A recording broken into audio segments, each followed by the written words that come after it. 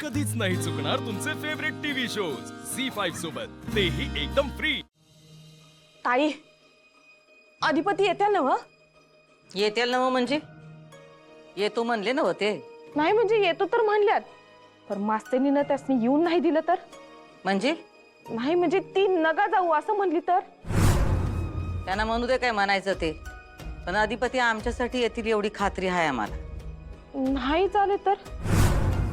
नाही म्हणजे बायको का आई याच्यामध्ये त्यासनी निवडायचं असलं आणि बायकोच निवडलं तर? बायको का आम्ही अशी जर निवड करायची असेल तर ते आमची निवड करतील याबद्दल खात्री आहे आम्हाला। वय ताई, म्हणजे मला बी ते माहित आहे, पर उगच मनात शंका यायली ग। आणि ताई सॉरी बर का, ते मगाशी तावा मध्ये मी हार्ट अटॅक वगैरे बोलले हा। ऐकलं आम्ही ते। नाही म्हणजे अधिपती लवकर निघावे म्हणून मी असं केलं। म्हणजे देव ना करो की तुझ्यावर काही संकट आलं तर ते माझ्यावर येऊ देत। म्हणजे तुला काय आजार झाले तर ते मला ठीक आहे डॉक्टरना फोन केलतास ना? वय ताई केलता की, अगं येतील ते आत्ता एवढ्यातच।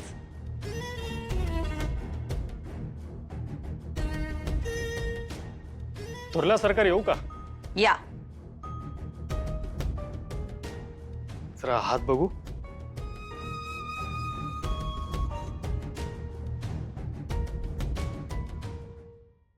आई सर, डॉक्टर साहेब अहो काय झालं माझ्या ताईला? अहो चक्कर येऊनच पडली होती। काय झालं माझ्या ताईला? अहो बघा की तिचं तोंड बी कसं सुकलंय बघा। काय झालं? तब्येत बिघडली? अहो अधिपती काय सांगू तुम्हासनी, अहो तिची अवस्था बघून का नाही मलाच अटॅक येईल का काय असं झालं। म्हणून मी लगेच डॉक्टर साहेबांनी बोलवून घेतलं बघा। दुर्गे शांत हो, काही झालेलं नाही आम्हाला। बघा अधिपती, हे बघा हे ताई असंच सांगत असत्या, स्वतःच्या तब्येतीची काळजीच घेत नाही बघा। तुम्हीच सांगा आता तिला काय ते। का असं का करतो आई साहेब? तुम्हीच आम्हाला सांगताय ना तब्येतीची हेळसांड करू नका म्हणून, आणि आता तुम्हीच असं करताय वे? असं नका करू अधिपती, आम्ही ठीक आहोत। हे बघा अधिपती, मगापासून ताई अशीच म्हणाल्या। तू जर थांबतीस काय, मी बोलू डॉक्टरांसंग। डॉक्टर काय झालं हो नक्की? काय काळजी करण्यासारखं नाही ना? नाही, काळजी करण्यासारखं असं काही नाहीये। त्यांचा बीपी थोडा लो झाला त्यामुळे त्यांना चक्कर आली। थोडा आराम केला तर बरं वाटेल त्यांना। मी काही गोळ्या लिहून देतो, त्या तेवढ्या वेळेत द्या त्यांना। आणि मला एक गोष्ट सांगा, यांनी काही स्ट्रेस वगैरे घेतलाय का? कसं आहे ना डॉक्टर साहेब, शेवटी माणूस आतल्यात थोडाफार विचार करतोच की। हो, असा आतल्यात विचार करत जाऊ नका, मोकळेपणानं बोला, त्यांना स्ट्रेस कमी येईल तुमच्यावर। मस्त आराम करा, गप्पा मारा, खा, व्यायाम करा, आणि आठवडाभराने मला पुन्हा भेटायला या।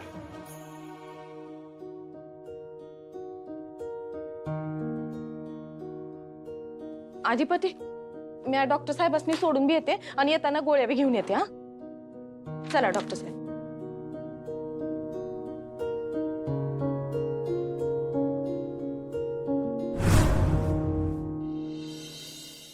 अहो ऐका ना, तुम्ही जरा जाऊन येता का? बघता का अक्षरा माझा फोनच उचलत नाहीये, काय झालंय काय माहिती। केव्हा अगं अक्षरा काय तू माझा फोन का उचलत नव्हतीस? मी केव्हाचा फोन करते।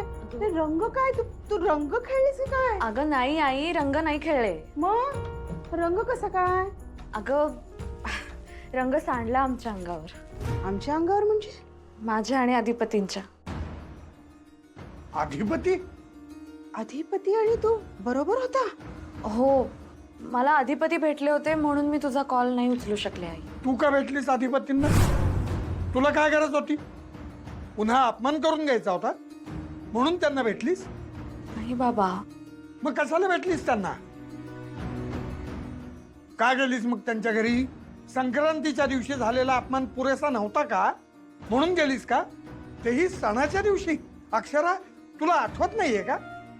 त्या भुवनेश्वरी मॅडमनी तुला घरातनं हाकलून दिलं तरी तू त्यांच्याच दारात गेलीस? तुला स्वाभिमान वगैरे आहे का नाही काही? अगं का गेलीस तू त्यांच्या घरी? नाही, मी घरी नाही गेले बाबा, तुम्ही ऐकून तरी घ्या। काय ऐकून घेऊ मी तुझं? जे करायला नको तेच केलंस तू अक्षरा। अहो मी तेच सांगते, मी घरी नव्हते गेले बाबा, खरंच। अगं मग कुठे भेटले तुला अधिपती? शाळेत भेटले। अचानकच भेट झाली आमची. अचानक भेट? अगं इतके दिवस तुला फोन केला नाही त्यांनी, कधी भेटण्याचा प्रयत्न केला नाही आणि आज अचानक शाळेत भेट? अक्षरा मला खरं सांग, खरंच शाळेत ते आले होते का तू गेली होतीस ग भेटायला त्यांना? अगं नाही, मी भेटायला नव्हते गेले, मी खरं सांगतेय. अचानक भेट झाली आमची.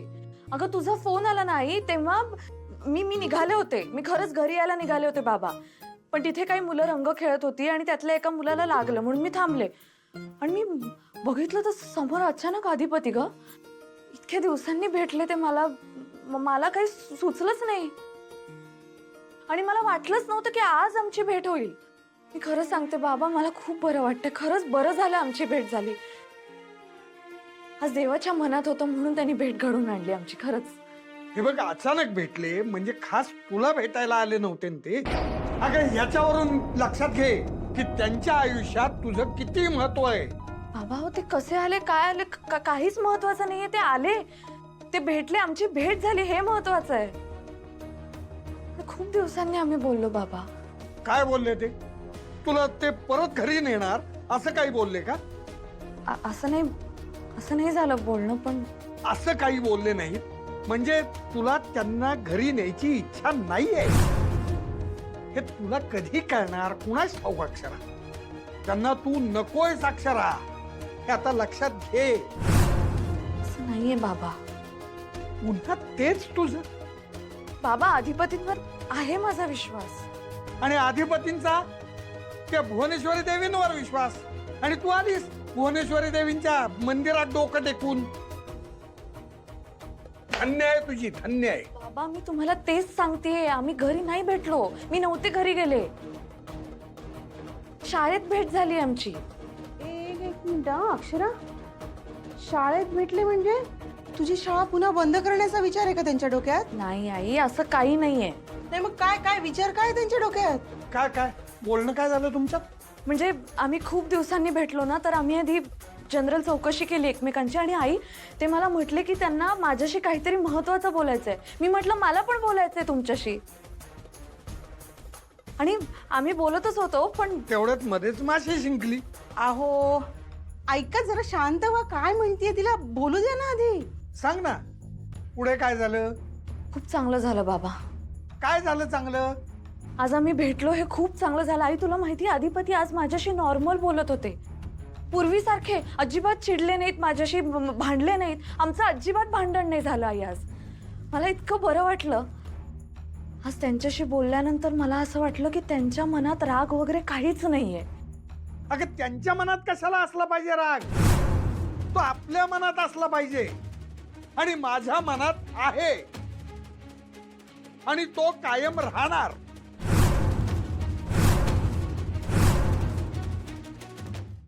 झी5 ॲप डाउनलोड करा आणि पहा सर्व एपिसोड्स एकदम फ्री.